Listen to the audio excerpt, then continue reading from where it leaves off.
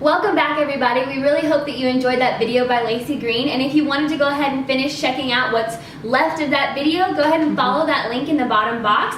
But like Catherine said, before we can really understand what intersexuality actually is, we have to first understand the basic categories and basic facts of sex, don't you think? Absolutely. Lacey Green talks about the 4 major types of sex. Yeah. So the first one she talks about is your outer appearance. Okay. So that's going to be your penis for male and the vagina for a female. Okay. Then she talks about the inner, appearance, and so that's going to be your sex organs. So gonads for a male and your ovaries for a female. Okay. And the last two is one's going to be chromosomal, so your X and Y and your X and X. I don't really know that term of that, but and then you have hormonal. So that's going to be your sweat glands, your facial hair, and your breasts. Okay, interesting. But that actually brings up a really good point. So, like Lacey said, those 4 different categories of sex help us determine in our society who's a male and who's a female. But wait a minute. It's just hard for me to believe that an individual sex is categorized more than just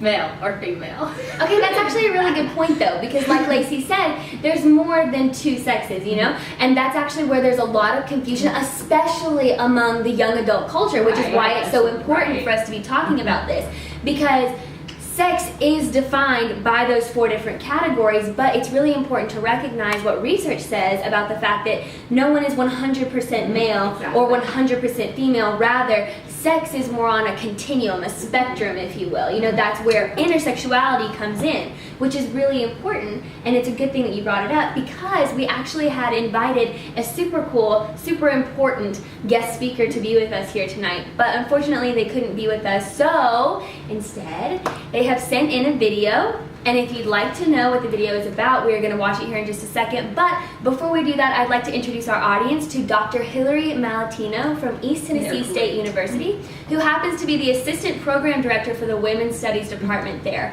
So we're really actually having a great treat to be able to watch what they've put together for us.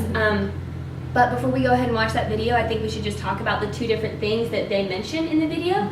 The first is what intersexuality actually is, which is great because we're going to get a definitional understanding. And then secondly, they also talk about how they came to understand that definition in today's terminology, since there's so many different definitions. So, you want to watch it? Absolutely. Okay, let's go ahead.